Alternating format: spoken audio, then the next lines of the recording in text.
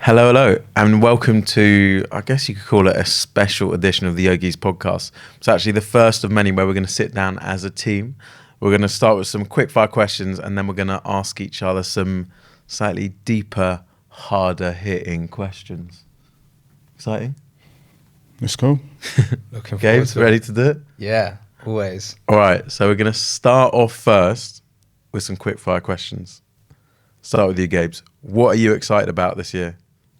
Personal progress in a number of different fields, be that work, skills, relationships. Progress is what I'm excited for. And what are you nervous about this year? I wonder if I can say the same thing twice. Progress, probably. I'm nervous about not achieving what I want to achieve. Yogeez, what are you excited about this year? I feel like I want to spend more time with family. At the back end of last year, Christmas and New Year's, I spent a lot of time with my family, and I realised how important it is to spend that time with family when you have it. Yeah. And what are you nervous about this year? I don't feel nervous about anything, but I guess the way society is going in general with all the news, so you kind of worry a little bit about the future in general, other than yourself. Manny, how would you explain what love is to a 5-year-old?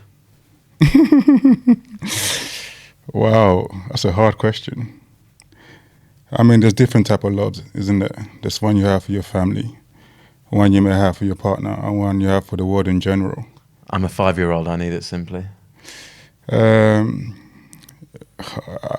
a hard question, but I would say like love is just being yourself and allowing yourself to be free with others without no judgment and no comparisons. Gabes, how would you explain what love is to a 5-year-old? I was hoping you asking Manny would give me time to think about it, but that is a really hard question. I was trying to buy you time, buddy. How would I explain what love is to a 5-year-old? I would say when someone or something is one of, if not the most important thing in your life. Any New Year's resolutions? Not to have one. I just think sometimes we get caught on this web that we're going to do this, do that, but it's just a journey that you're trying to carry on, and the best you can do is more reflections upon things. Gabes, any New Year's resolutions? Yeah, despite what Manny says, I actually do believe in the power of a New Year's resolution. Me too. I've got a few, but that we'll probably get into in more detail in the pod. But generally speaking, what I try and do is put my life into pillars. Mm-hmm. So I have like professional and financial, spiritual, skills, and I always forget the fourth one, which is not a good sign. But there's another. I think it's reflections. And then I try and I put goals and mini goals within each pillar. So I feel like if I'm constantly working towards progress in each pillar, then myself as a whole is growing. And like I said, we will probably get into them because I had some questions about resolutions and stuff. But generally, it's like spiritual development, professional development, skill development, and a physical. That's the last one. A physical development too. Best New Year's Eve you've ever had? Gabes. Good question. I had a really good New Year's Eve in lockdown. I forget the year now, but so I'm not. A couple of years ago. The Blazing Squad years. It could be the Blazing Squad years. Yeah, it was the Blazing Squad years, exactly. I had a really good time. Very low key, me and my close friends, not many of us, in a house, nothing to do except chill with each other. That was as good as it gets for me. Yogeez, best New Year's Eve? I've had one or two. It's in between a New Year's in Morocco, Marrakesh, with my brothers and cousins. or the previous New Year's with my whole family, just chilling and drinking, speak life. Nice. I'm actually going to Morocco next month, so Oh, nice. I'll recreate. I shall tell you about it if you require any information. Nice. All right. They were the 5 quickfire questions. So now we're going to get into kind of, I guess, the chunkier, harder hitting ones, the deeper ones. Push each other maybe. So I'll kick off and then I'll stop asking questions for a bit. Who wants to go first? I will. Gabes, what was your biggest life lesson from last year? Biggest life lesson from last year?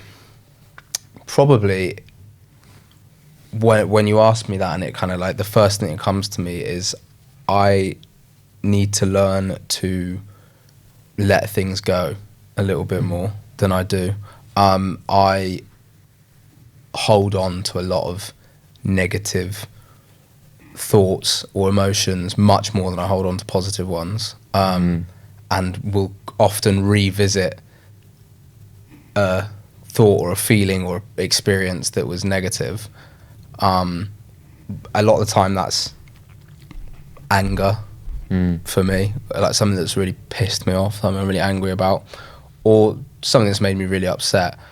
I find that I spent a lot of time, not loads and loads, but comparatively a lot of time holding on to things that make me feel bad.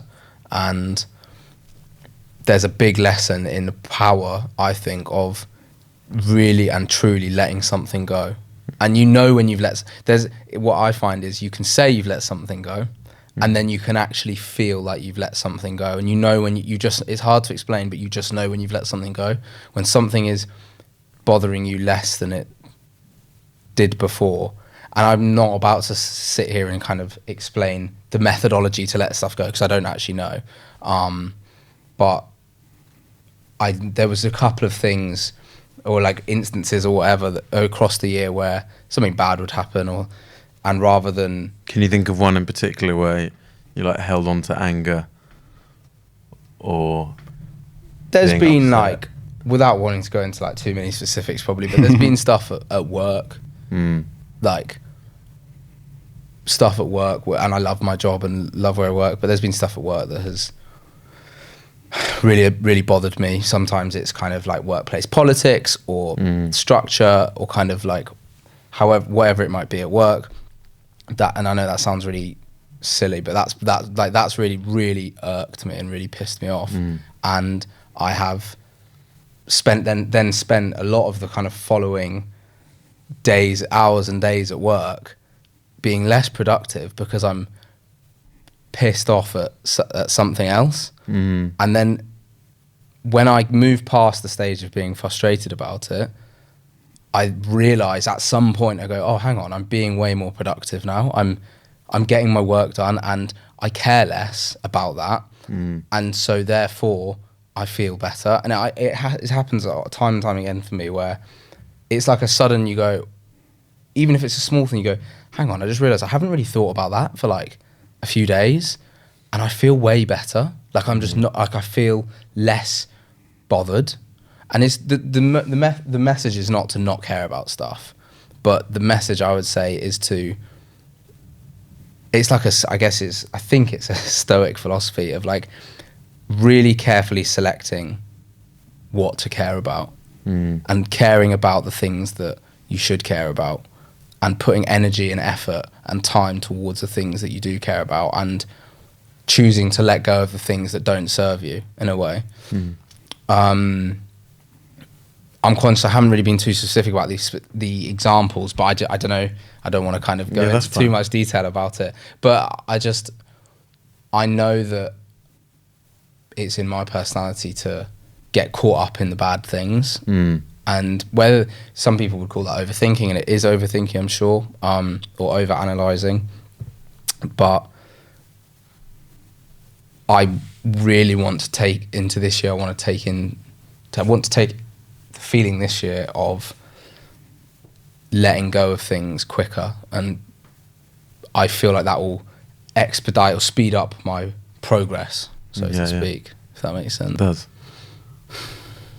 Manny, Well, do you want me to repeat the question or? I think I remember.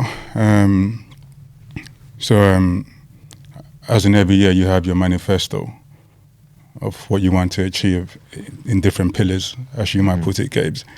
So at the beginning of last year, I wanted to gain more in something. And I think I did not appreciate what I had already. I was driven to get more and more and more and more. And sooner or later, again, I'm not being specific about the whole journey.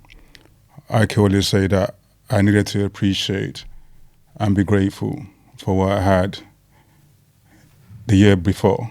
Because when you set yourself targets, sometimes you become possessed by these targets and you don't pay attention to what's going on around you. You're just so determined to get to this point that you kind of like lose a part of you. So I think you kind of know what I'm talking about because I've spoken to you about it a few times. Yeah. Yeah, you might know as well, Gabes, but I guess the viewers don't. It was just a case of me being involved in some type of business that like really took hold of my time and my judgment. It's cool to have, key goals and whatever, but don't become possessed by it or don't let it take over your life. Always be appreciative and be grateful for what you have, because when you lose what you have, then you realize, hold on a minute, I was quite okay there, and maybe the method that I was trying to adapt to my life wasn't the necessary one. So perhaps we should always be grateful for everything we have before we try to get more. Yeah. Nice. Who wants to ask a question? I think now you understood my when you asked me what was my New Year's resolution. Yeah. This is why I had to back off, because I had a nasty experience last year. Yeah, fair. Yeah. I'll ask you a question then, Nick, God. about New Year's resolution, because the questions I'd come thinking of and what is in my mind a lot at the moment is New Year's resolutions or intentions or affirmations or goals, whatever you want to use. Firstly, it's kind of two parts, because you asked us if we had some. So have you set New Year's resolutions? And secondly, how do you grapple with the feeling that you may not achieve them? I know that's already going to a negative point, but like, the question comes from, I set goals last year that I just missed by so far. It's okay. It's bro. okay, but I want to know how you grapple with that. So I have set New Year's resolutions.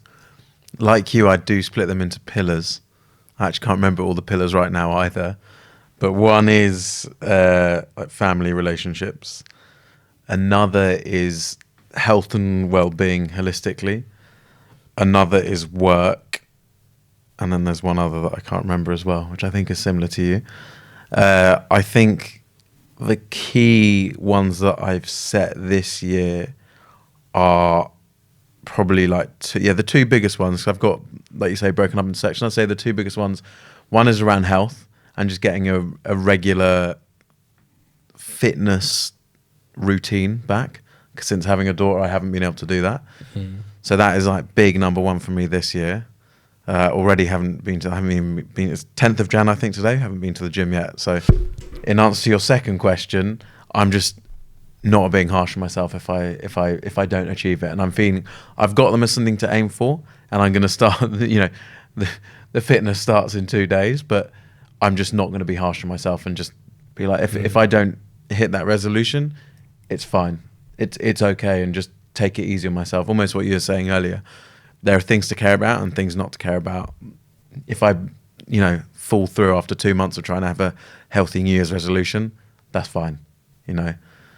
The other big resolution is just around relationships, working and cultivating. Because last year, me and my girlfriend, we moved from Portugal to the UK. We had a young daughter. We were so busy taken up in the move that we didn't have as much time for our relationship. So we're going to put a lot more time and effort into our relationship this year. and then other family members as well, and then just it's always there, but just to always be present with my daughter. So they're kind of like the main ones around like relationships with people close to me, and kind of properly, now that I'm settled, nurturing them and like cultivating them. And then around being healthy, eating healthy, working out, yoga, some breathing is like, well, hopefully breathing all year, but some breathing practices as well, all in there. Because that's that's probably what I was getting at, and you kind of hit the nail on the head, is that, so I've set all these, I was torn between this thing of, cool, new year, set these resolutions, set these intentions, and then on the other hand, be like, well, it is just another day. And so like, because what I'm saying is I've sort of started the new year, written all these, spent time writing down all my elaborate goals and plans and stuff, and then it's the second week of January, I'm doing exactly what I was in December. Like I feel like nothing has changed almost. Yeah, I think as long as you start the baby steps to change it. Yeah, that's the key for me. Is I think I constantly look like long term and see less short. Maybe you're anticipating too much so quickly. Like you need to like slow down a little bit. So like 2 weeks gone, you know, you're still kind of writing your plans for the year in 2 weeks of Jan. You know, doesn't really kickstart just yet. You know. So I think, like Nick said, take baby step. And it's fine if you fail. Like, for me, if it was something that was, I set myself a target, and it was something that I wanted to achieve, that was like really important, and not a matter of life or death or anything like that, but something that was like really important. I think then, you know, if I didn't get that, I would feel down about it, and I would have to do whatever I do when I feel down about something, you know, try and relook at it, try and reframe it, try and think about other things, maybe try and solve it. But I think most of my New Year's resolutions, okay, so let's take something like being present with my daughter as much as I can. If I failed on that one, and in 6 months' time I was like, do you know what, I haven't been, then I would feel really down about it. And then I don't know how I would deal with it, but I think it would kind of be a bit of a wake-up call, and okay, you haven't taken something like this seriously, and now you need to. One of the resolutions was around tech as well, so I've given up Instagram for this year. Best decision you'll make. Yeah, apologies if you're watching this on Instagram right now. But, so maybe I'll say why I gave up Instagram, because I do think Instagram and social media can be good. It can be a force for good. It can be good for us. But the reason, or when I decided to give it up, and I haven't said the whole year, but I think it will be now, I said at least for a few months, is because at the end of last year, when like I just recovered from the flu, but daughter and girlfriend had the flu, and I was just like on Instagram whilst I was, you know, at home, being ill or looking after people who are ill, not kind of doing much and just resting, and just seeing photos of people on holiday or people in like big groups celebrating the holiday time, and I was like, nah, this isn't good. Yeah. So take Instagram with a pinch. It definitely can be good, and you can get a lot from it, but you know, definitely be aware when it's having an impact on you. Yeah. And I think, and this, if it's all right, will lead me nicely into another question I have, because I think I've also deleted Instagram and all social media off my phone. I still use it on my laptop for work purposes, but try to limit my use of it in a social or like careless setting. Because one of the things I found, one of my biggest problems with Instagram, which is such a cliche, but I do think it's true, is comparison. I struggled a lot with like seeing, like you're saying, seeing all the people traveling, or just pictures of people working out, or pictures of whatever it might be, and just being like, why aren't I doing that? Why can't, even if it's on a subconscious level, I'd feel like I'm looking at that and being like, it creates a sense of longing, and it creates a wish to be somewhere other than you are. And I think that's not always healthy. And so the question I would ask both of you, or you can go to Manny first maybe, is like, how do you deal with the problem of comparison to others, if that is a thing for you? Well, I'm not a human, by the way, so everything's a thing to me. My grandmother used to say, like, you know, you always see the picture, you don't see who or what's behind the picture. I think with Instagram, people always, tend to inherit this emotion that, oh, I feel jealous. I wish I was there. But sometimes I think we need to understand Instagram a bit more. Like, it is what it is. Like, don't take it too into heart. I always say to myself, I don't know what someone's going through, because I'll be going through some bad stuff sometimes, and I might look merry on Instagram. And a lot of people go through situations and still look merry on Instagram. You could be on holiday and still have problems in your head, work, etc., etc. So for me, I think, because I don't know, I grew up in another country where I had this foundation of, don't compare yourself to people, and everyone just works hard for what they want, and just concentrate on yourself and your journey. Because, like I said, on Instagram, you don't know what's what. You have to take it with a pinch of salt. Like, I don't always think like deleting your Instagram or running away from it is the best way to solve it. I think you need to understand it. Like, the dimension we're going into is going to be a lot more of that stuff. So the sooner you grapple it, is the sooner you kind of feel better. And you have to learn to control the problem. Like, you have to seek your control on how you're going to look at it. If you keep on looking at it from the perspective of comparison, and that would be your journey comparison. Like, for me, like, I love Instagram for the funny stuff. So if I have the time, before bedtime, I'm flicking through the funny stuff. I think I send you stuff sometimes, Yeah. I'll just be laughing, like, whatever. But when I see the holiday stuff, I've been on holiday, I've been to fancy places. Like, it doesn't bother me really and truly. So you never feel it? Absolutely not. Like, why should I? And what about not Instagram then? Offline comparison as well as like comparing yourself to others on Instagram. I mean, in life. A stage in life where I find it offline as well, which I'll get to. I think it comes to a stage in life where you need to understand yourself a bit more. Like, you need to give yourself a bit more props. Like, for what you've done, who you are, Gabes, who you are, Nick, what we're doing here. Like, this is such a big thing we're doing here, first and foremost. This is not easy. You need to, like, again, it's all about appreciation. You need to learn to appreciate what you're doing and who you are. I won't look on Instagram and see someone training and be like, oh, I wish I was training. No. I won't look at someone on holiday and be like, I wish I was there. Because I've been there. You've been there, Nick. You've been there too. There's someone else looking at you thinking, damn, I wish I was where you was doing. It's like a vicious little circle. But we need to learn to break free from that and understand that it's just social media. I mean, sadly so, like, in the society we live in now, we have two gods, which is the media and which is the money. So people worshiping these two things, and it's very draining.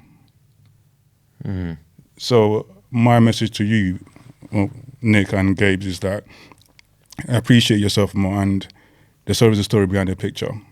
Your interpretation of that picture might not be what it is. Couples go on holiday and fight. Yeah, for sure. People go on vacation and never come back again because something happened. Yeah. There is a backstory to every image. What do you think, Nick? Yeah, I think, the main reason I gave up Instagram was, I'd say, or not the main reason, but it's just the time that it takes up as well. And I think I was spending more time on it later in the year. And I guess when I was like at home ill, not working, I was spending more time on it. So I think for me, I definitely get what you're saying, Manny. And I think behind every picture, I think you never know what the full. I'm not wishing bad on anyone, by the way. No, I know. You just get to a stage in life, we kind of know how things work. Like, we live in a very stressful period right now. I don't think holidays going to make things better and keep away from arm's reach or suffering, whatever. Like, we're in this together. Yeah, I do think. I do think the whole world of Instagram, the algorithm is essentially manufactured and created to promote content like that. It's like a lot of the content we see, I think, is naturally like that. And regarding the comparison thing, I think when I see, because I think there's two different things. When I see like people on holiday, for example, I think it's less of a comparison. It's more of a, to use the FOMO thing. It's like, why am I stuck in London doing this when I could be doing that with my life? So I think that's more what that triggers in me. It's like, why am I stuck here when I could be there? Because, like you say, we've been away and I love being away. I love it. This is the first January I've spent in the UK for about 7 or 8 years. So like, I think for me, it's less about comparison, but more about that, like, oh, I would like to be doing that. But then to your point around comparison, there are other things as well that I see when I do feel that comparison. But I think Instagram more is about that. Yeah, and so you don't say, because there's obviously holiday comparison, but I mean as well as that as like lifestyle comparison. Yeah. Like maybe you don't have this because you're a little bit older and wiser, but I this is something I definitely fair enough struggle with, is like looking at people my age, my friends, and being like, should I not be doing that, or should I not be following that path?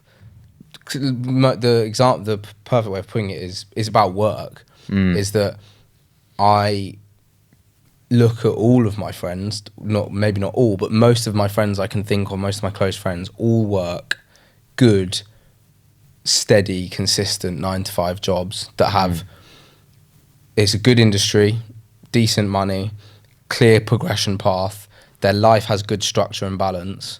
I look at all those things, and then I look at me, and I work in hospitality. It's up and down. My job's not a bad job, it's a good job, but it's such a different lifestyle. And I spend a lot of time questioning whether I'm doing the right thing. And but I'm asking that not because I'm sort of moving away from, well, do I like it, to, well, should I be doing what they're doing? And I feel like that's the problem, because the question should be, well, do I like it? And if the answer is yes, then cool. Yeah. Right. Whatever to everything else. Everything else comes second to, do you get fulfillment and enjoyment from it? Yeah. But I find myself not putting all those things second, and actually like putting them on the same level. Yeah, I enjoy my work, but look at my friends who are earning more money, have a regular bedtime, have weekends, or whatever it might be. I don't know. And that's what I find, like, so that's what I'm talking about comparison as well. It's like looking at other people's lifestyles, maybe. So ignore Instagram for a second, but just like looking at other people that you know, looking at their lifestyle outside of like the digital realm, and being like, wow, maybe I should be doing that. Maybe that's something that's more. I think that's a very human thing. I think all of us at different levels on different realms will feel that in some way at some point throughout the year. I think it's like natural. I don't know. I feel that that's just part of like human ego, and unless one is a Buddhist monk, and has done the work, as they say, to the extreme, where maybe you're not even living in the real world. I think there is a part of human ego that will always be a little bit, and who knows where it will pop up. It might be work. It might be about what someone has. It might be you go to someone's house and you're like, oh, such a nice house, Or it could be about friends. It could be about money. It could be about job. It could be about anything, It's what drives us sometimes to act irrationally as well. So I think it's part of human nature and ego, and I definitely, that comes in waves. Sometimes I'll be content, and to me, being content is one of the most important like things you can be to be happy. And like happiness, essentially, I think contentness and happiness are interlinked and almost the same thing. And can there be a healthy way of comparison? Yeah. So can we use to motivate? To motivate. Competitiveness, I think, to motivate, I think is good. But I think I'm trying to think of where I kind of feel that, and it will go in ways. It might be that I go on LinkedIn, which I hate, and I go on LinkedIn and I'll see, LinkedIn's bad for it. People who are 26 who are doing something really amazing and interesting, or they've started an amazing startup, and now that doesn't bother me. But I remember last year there was a period where for a couple of weeks I was looking, I was like, why can't I be doing that? So I think it comes in waves, and I think it's about For me, it's about controlling it, thinking it's fine that if it happens, you know, it's actually okay if it. To your point as well, you're saying maybe part of it is it just acceptance to be like, do you know, it's all right if that has triggered me and it's fine, and not get too like lost in it. I mean, if you kind of have an idea of where your path is leading you to and where you're going, the comparison doesn't really, you know, get to you that much. I think it's when we're kind of lost and we don't know where we're going in various forms of life, whether it be employment and spiritually, financially, whatever. That's when it really hits you hard, comparison. And I'm not saying it doesn't exist. I'm not being oblivious to it. Very much so. We live in a society where everything's competitive. So it seems anyway. So again, it's how you deal with it and how you understand it. That's what will give you the edge in going forward. I look at you, Gabes, and I think you're doing very well for your age. You know, you're expressive. You know, you open up about things, and that to me is like second to none. Again, you need to appreciate your skill set and who you are and who you're becoming. The journey is very like in the beginning for you. You got a long way to go, God willing. So I don't think you should worry too much about what people are doing. But is it less about competitiveness and more about wanting more? So, because like to your point earlier about the lesson you learned from last year, that wasn't about competitiveness, but that was about wanting more. What you're saying, like you should have been content with what you had. Yeah, when I look back and I was like, okay, so I've gone on this path in trying to. But why? I guess why did you want more? First of all, it was a challenge. I like to challenge myself.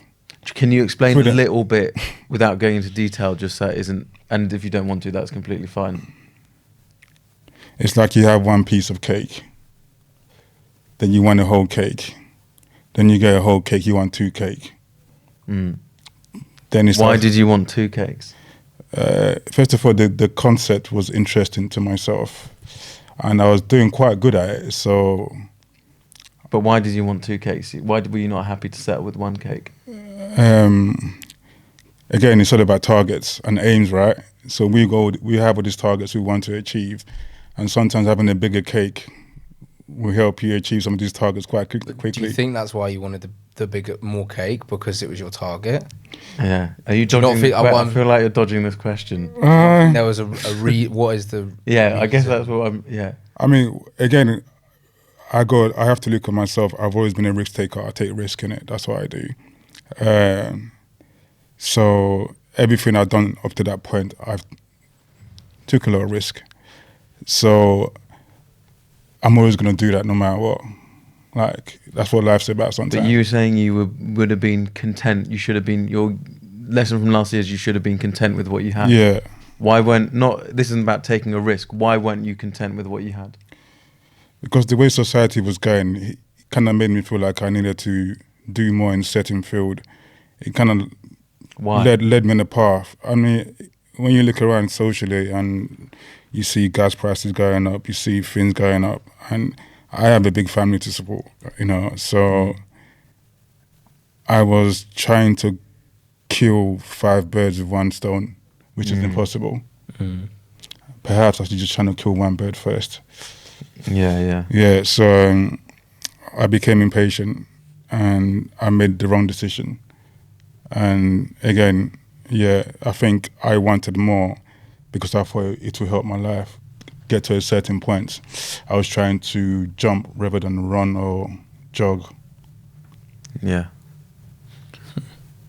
I don't know if I've been clear with my answers. I think it's clear. I think it's clearer. I think it's sometimes hard. Maybe my whole thing was more about society's pressure on me. It wasn't so much one-on-one or what my friend is doing or what I see on Instagram. It was more of, you know, my perception of what society's becoming.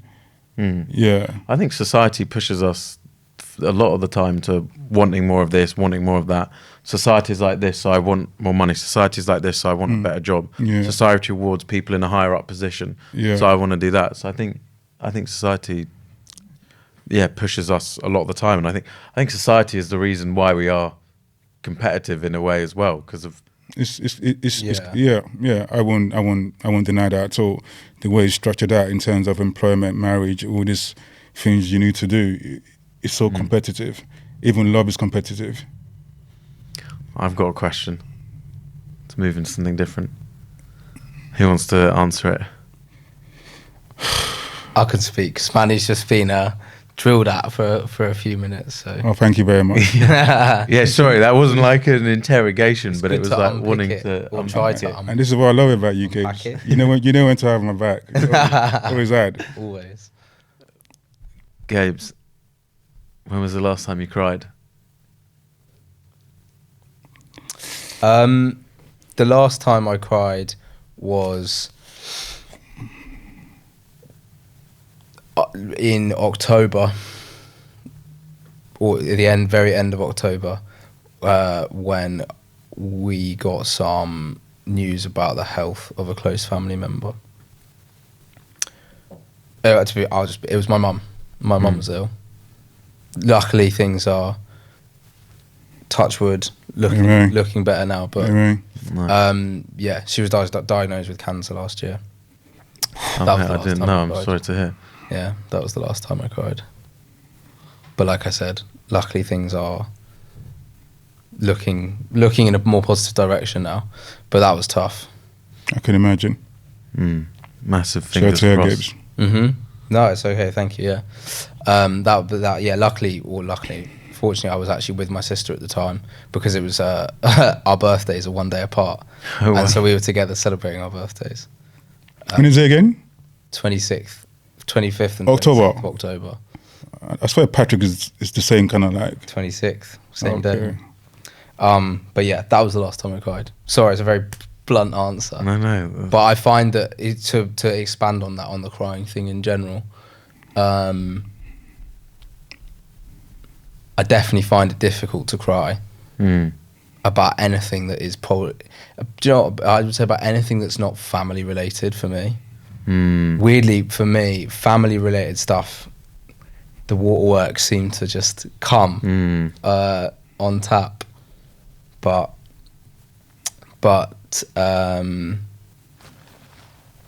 anything that's not family related, What about ever in a film or if you watch? Never. not really. I get emotional with Yeah. with films, but I wouldn't call it More in the throat than like the. Yeah, I wouldn't call it properly crying. Yeah. But yeah, that was the family stuff. Really gets me, and I feel really kind of emotionally connected to that. Let's say, but outside of that, it doesn't seem to. I haven't in a while. What about you? Wait, Both me. of you. Oh, Yeah. Both me. of You you. skip. Okay, Oh, okay. when was the last time Manny cried? Oh, probably during Christmas sometime.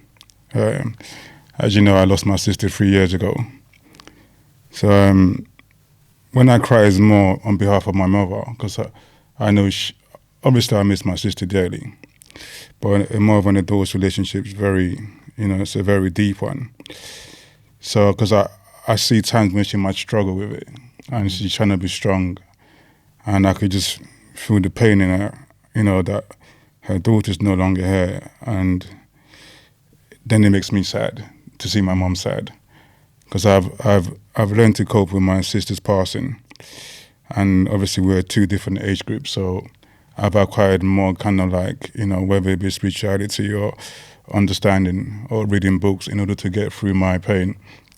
For her, it's just plain and simple pain, So when I see her go through moments when I think, oh, I can see you're missing her, then it becomes a little bit watery in my eyes, and even talking about it now, it kind of makes me want to cry a little bit. But yeah, I think I cried during Christmas on behalf of my sweet mother. I think for me, I actually didn't think I was going to have to answer this question, so I was thinking when you two were speaking, but also trying to listen to the two of you. For me, there's kind of different kinds, like there's two different kinds of crying. There's one that are kind of tears flowing and it's kind of more light, which happens a bit more regularly. And I think the last time was actually on Sunday, a few days ago, and I was just like lying in the living room floor, and it was the first time that I felt settled in London with my daughter, and my girlfriend, and they were like happy tears. In terms of a big kind of cry where it feels like a full power release, where I'm uncontrollably crying, I think it would have to be, like, I'm talking like a really where I kind of, or uncontrollably crying for 15, 20 minutes, was around 2.5 years ago when my cousin, who was on the Yogeez podcast, went into rehab. And I think that was the last time where I've cried a fair bit in between, but that was a bawling the eyes out, can't control, can't breathe. When you cry and you can't breathe. It was one of those ones. But yeah, the most recent one was only a few days ago, but I guess they were lighter, happier tears. I like that. So is it like crying on behalf of joy? It's a different kind of emotion. I don't do that enough, I think. Maybe it hasn't come to. Maybe you haven't had that moment yet. The last time I cried tears of joy was when Chelsea won. Oh gosh, I thought we wasn't going to do this. I bet you're crying now. Have you opened up that can of worms? We won't go into that. But yeah, no, tears of joy are it's different. Beautiful, actually. Yeah. Any questions, Manny? So just going back a few steps, where you're talking about your New Year's resolution. How long or how many years have you had to adapt the New Year's resolution? And if you can remember last year's one, what was the difference between last year and this year?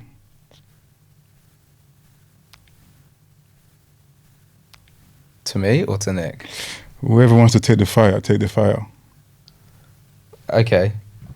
Do you know what? I can't actually remember the specific goals I had last year.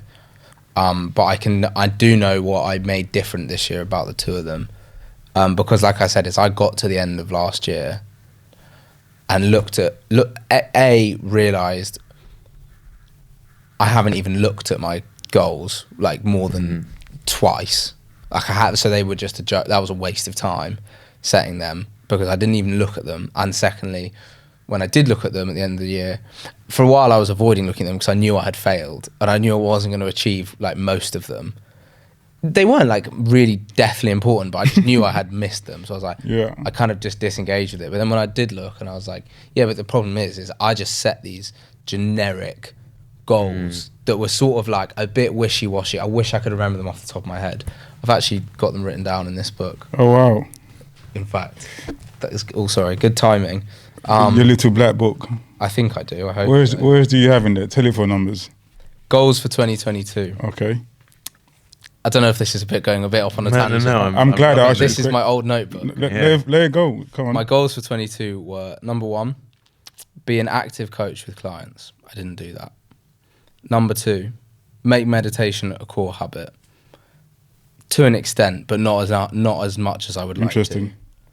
Number 3, host and run 3 men's circles. I didn't do that.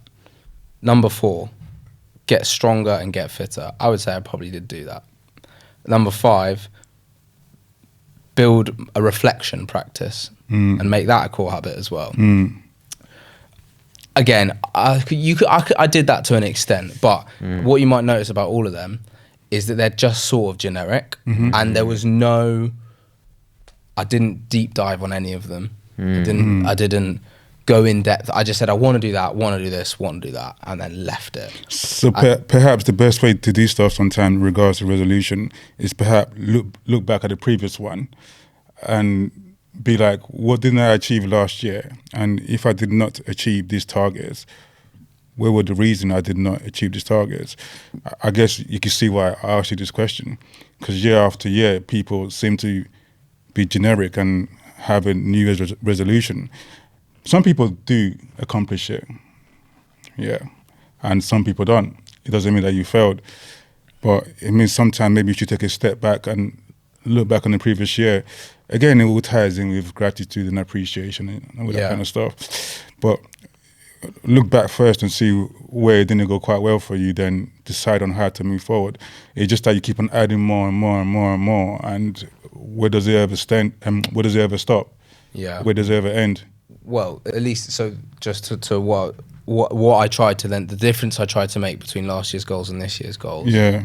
And I don't have that book on me because I got a new book for Christmas. Get a new notebook for Christmas. Start. What colour is that book then? Always black. A black leather moleskin, always. And what are you wearing today? All black. Okay. Very Good thoughtful. job. This one was actually inscribed with my initials. Oh wow. Oh. Anyway, but the big difference I tried to make was to make them, and it's such a cliche coaching word, but make them smart goals or make them smarter. SMART stands for specific, measurable, attainable, realistic/relevant, and timely. So the idea is, without wanting to go too into coaching, but the idea is your goals need to satisfy each one of those principles. They need to be specific, they need to be measurable, they need to be attainable, they need to be realistic/relevant to your life, and they need to be timely. So you need to give yourself a time with which to do them. None of those goals are smart. They were just sort of general. So this year I tried to make my goals smarter, as in I've been specific. I've put time frames next to everything. And I've broken it up into, I've got some stuff to do in January, Feb, I've got some stuff to do by April, May, some stuff to do by September, and then some whole year stuff. And it'll be really interesting to see if I make more progress towards them this year, given that because I believe in the power of the process of making smart goals, definitely. I subscribe to that, but don't do it enough. But so this year I tried to make them more smart. So in general, do you think people that, don't satisfy every year's resolution, it becomes redundant? Is it right to make it redundant or right to go back to it? Because do you mean making smart goals redundant, making goals redundant, or making those goals for that year redundant? I guess what I'm trying to say is this, right? If you didn't satisfy probably 90%, or maybe, I don't know, that's quite high actually, 70% of the previous resolution, does that stay in your mind sometimes that you did not do some of the things you said you was going to do on that book? Yeah, for sure. So why don't you carry forth with that? It's a good point. Maybe part of it is fear that I will fail again. And I reckon for me at least, part of it is that I go, well, I missed that, better not miss that again, find something new to do, which is stupid. And that's not the sole reason, but I'm sure that's definitely a part of it. Yeah. For me, definitely. So fear of failure, and that's a whole topic as well, but like fear of failure is So we're always setting something new and trying to acquire something new, while not satisfying the old. Which is not, maybe not the healthiest way of. It's not just you. It's just like generally speaking about how we do things. Like it's like year upon year we just pile on more on the manifesto. We're sounding like Richie Sunak, You got to look at your workload and be like, yeah, this is where I went wrong. Now I'm ready to tackle you on, But I guess everyone's to feel fresh. There's new targets on the horizon sometimes, and you have to adapt your manifesto. I feel like that's the thing for me is more so, or alongside the fear of failure, is the power in a new start. I.e., even though January the 1st is just another day, I get that, but for me at least, the motivation that comes with new year, fresh start, we go again, new notebook, first pages of the new notebook is all my goals for the year. I don't know, that for me really motivates me personally. Yeah, I always think when people are like, it's a new year, it's just, it doesn't mean anything, but I think it does. Me too. Because it is a new year. Like it is, we've gone from 2022 to 2023, and then, I think you can get lost in a debate about like what time is and what does it mean, but it is, as humans, as society, we have literally drawn a line in the sand. Yeah. And Jan the 1st is like the start of this new year. So for me, I think that goal setting is a good thing to do, and a lot of us do it around New Year's. I think I try to do it beyond New Year's as well, around certain times too. So I think that setting goals is a healthy habit. I think personally, I think setting some goals that are achievable is good. I think setting some goals that are unachievable isn't the end of the world as well. And I think that comes down to what we're saying around, because to your point, I don't know what my goals were at the beginning of last year, but I know I hardly achieved any of them because life took over. And it took me 11 months to move to the UK. So most of those goals I couldn't achieve. And do I look back and be like, oh, I wish I'd done that. I can't. I was like, life took over. It kind of, the best saying of all time. It is what it is. It was what it was. And we can't. And sometimes life does take over. It does. And so we can't stick to certain goals. So I think good intentions and setting goals is a good habit to get in the practice of doing. And whether you stick to them or not, only you can determine how much that's going to affect you. And it's fine if it does affect you, and it's fine if you let it go. On the 2nd of Jan, after being like, I'm going to eat healthy, I ate like a pig that day. I was like, right, end of the year, going to eat healthy. I had something like 2 pizza takeaways in 3 days. I was like, right, I'm going to eat healthy. And then 2 days into it, I ended up eating. And I was like, do you know what? It's fine. And I've been eating healthy largely since that day. So I do think it is about allowing yourself a little bit of leeway with all of it. Yeah. Last thing, or not last thing, but another thing about goals as well, what I think I would like to also be conscious of for myself is to not make all of my, or too many of my goals about not doing something. And I do believe that most of our goals and intentions and affirmations, that's in the word affirmation, is they should be centered around doing something. So, and I say that because Dry Jan is the classic, which I'm actually doing. I am not drinking for the month of January, and I'm loving it, and it's great.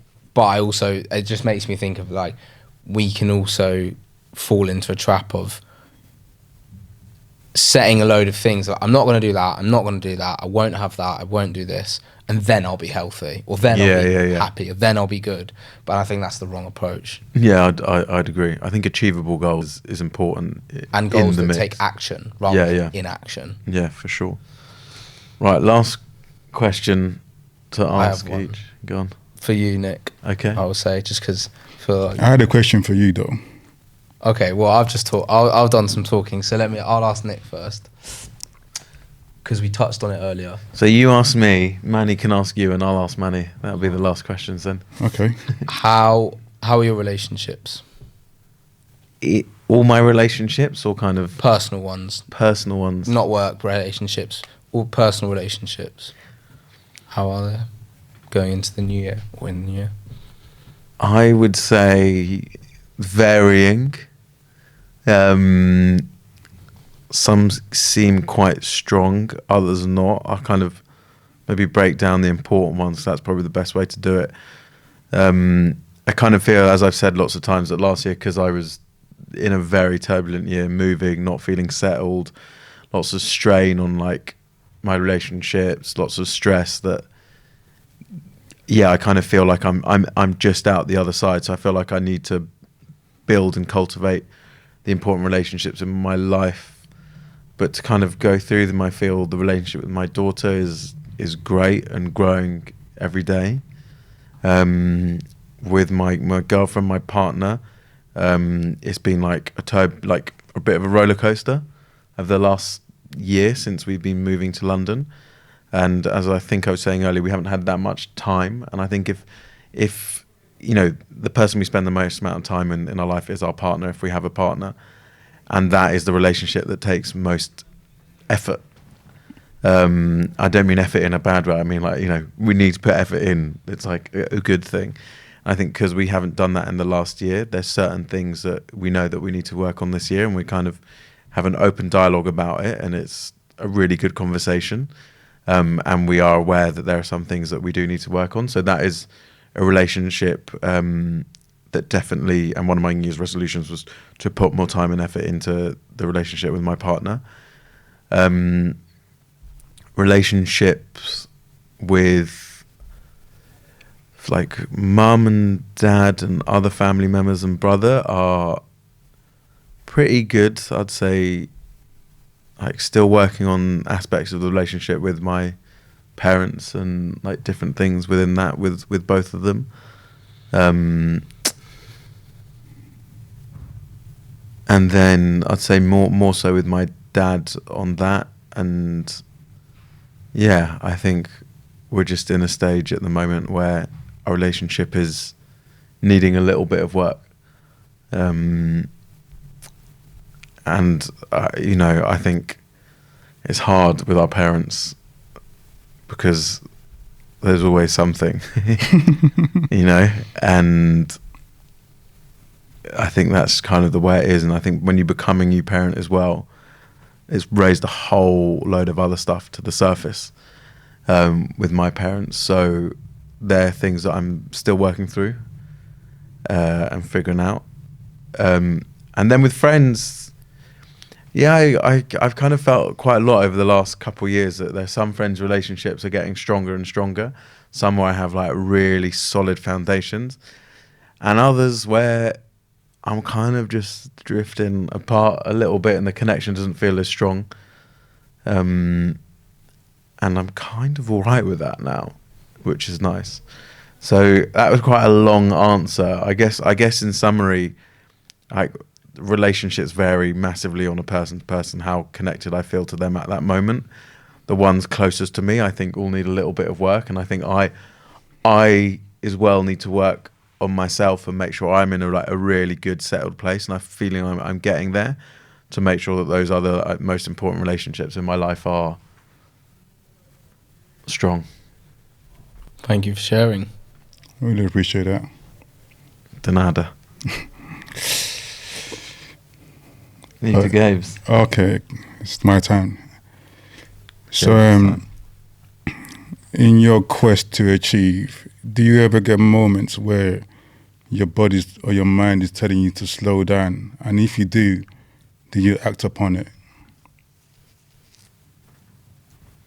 In my quest to achieve, Do you ever get moments where your body is kind of telling you, Gaze, like, you need to, like, relax a little bit?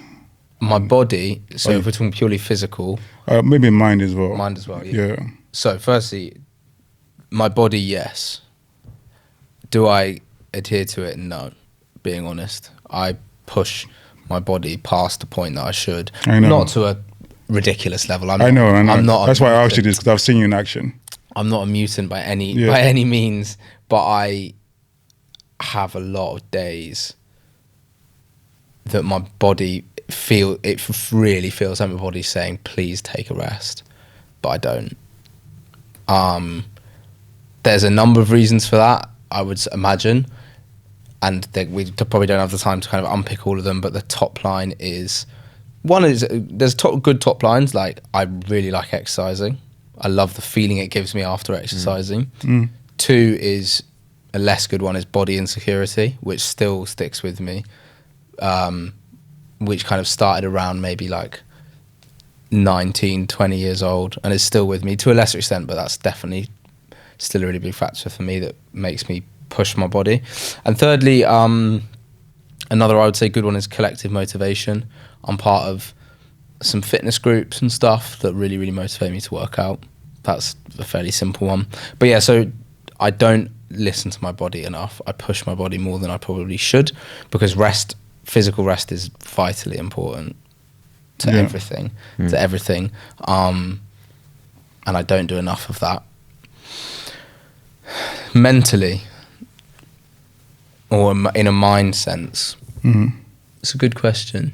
Maybe slow down, maybe doing something that makes your mind feels a little bit lighter than heavy. You know, you're normally working, it's constantly heavy work. Yeah, I think I'm, in a personal perspective, I think I'm quite good at listening to my mind when I need a break or taking some time for myself. Yeah, that's actually done with Instagram, which is good. Personally. Yeah. In a professional setting, work, I'm not very good at, the lines get blurred a lot at work, and I don't give myself the time. I check my emails every single day without fail, whether I'm off or on. So which is more for you, mental or physical? Like, Hey, which is more for you? Like, do you feel more mentally stressed on time or more physically stressed? more mentally stressed. Yeah. Right, that's the real thing. I feel more mentally stressed by a mile. Physical stress for me, I like the physical stress and kind of enjoy that feeling of physical fatigue and tiredness, and that's whatever. Mental stress. So actually, to your point, no, I don't.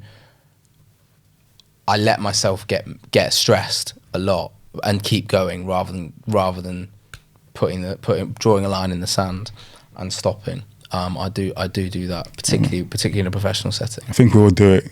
It's pressure sometimes just to keep going, keep necking it. Keep necking it. All right, last question, Manny. Oh yeah. Don't make it too hard. Please. I'm not. I'm actually going to finish on a lighter note. Yeah. As you got a bit of a grilling earlier, didn't you? I mean, I'll take it. I'll take one for the team. No, it's less of a grilling, more of an unpicking.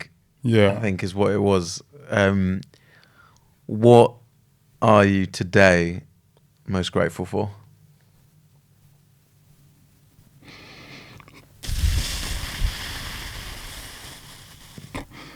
You know, it's one of those moments, like, if you say I'm grateful for one thing, then what becomes of the others? It's about being content. Just be content with what you pick. Indeed. I mean, I'm grateful for my health. And it's been challenging in the last 3 years. I've taken a lot of L's. Mentally, it's been very suppressing. It could go either way sometimes. Like, I guess you guys know what I've been through. And a lot of people around me have been through stuff as well, and seen a lot of people like fall ill, like physically and mentally. So I'm quite grateful for my well-being. So I'm very grateful for my well-being. Nice. Because it allows me to do other things. For once you're well within yourself or trying to be, like, it gives you that push or that drive to carry that energy forth. When you're not very well within yourself, it's a bit of a chop and squeeze. Yeah, so I'm grateful that I had good health. That enables me to be there for my friends, be there for my family, and be there for myself. It's not perfect, but yeah, It's where it needs to be for you to enjoy everything else. Yeah. Nice. Self-love. Thank you. Thank you. That was good. Thank you, Yogeez. Yeah, really good. I really enjoyed the questions. And sorry about the unpicking. No, it's very fair. It's very fair. Needed sometimes. Yeah. That was some great questions. It's a mix of different questions, but with the same goals. Yeah. And for people listening, if there's a question you would like us to ask each other or one person in particular, let us know. Send us a DM on Instagram @Yogeez. We hope you enjoyed this first episode. I don't even know what we're calling this. A Yogeez podcast special of the team sitting down and asking each other questions. And for now, take it geezy. Today's a day.